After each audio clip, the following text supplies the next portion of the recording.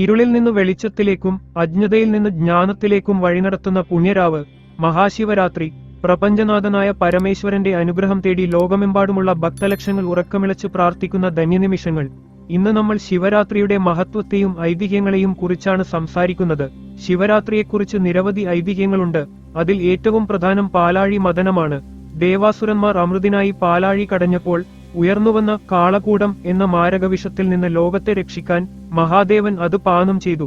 ആ വിഷം തൊണ്ടയിൽ തടഞ്ഞു നിർത്തി മഹാദേവൻ നീലകണ്ഠനായി.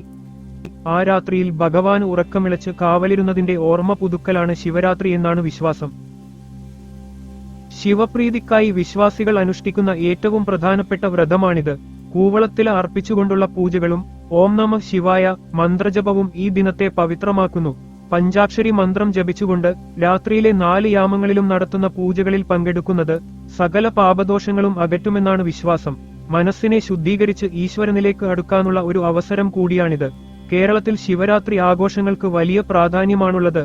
ഓരോ ശിവക്ഷേത്രവും ഇന്ന് ഭക്തിസാന്ദ്രമാണ്. ശിവം എന്നാൽ മംഗളം എന്നാണ് അർത്ഥം. നമ്മുടെ ഉള്ളിലെ അഹങ്കാരമാകുന്ന ഇരുട്ടിനെ മായിച്ച് സ്നേഹത്തിന്റെയും കരുണയുടെയും വെളിച്ചം നിറക്കാൻ ഈ ശിവരാത്രി നമുക്ക് പ്രചോദനമാകട്ടെ. ഏവർക്കും ഹൃദയം നിറഞ്ഞ മഹാശിവരാത്രി ആശംസകൾ.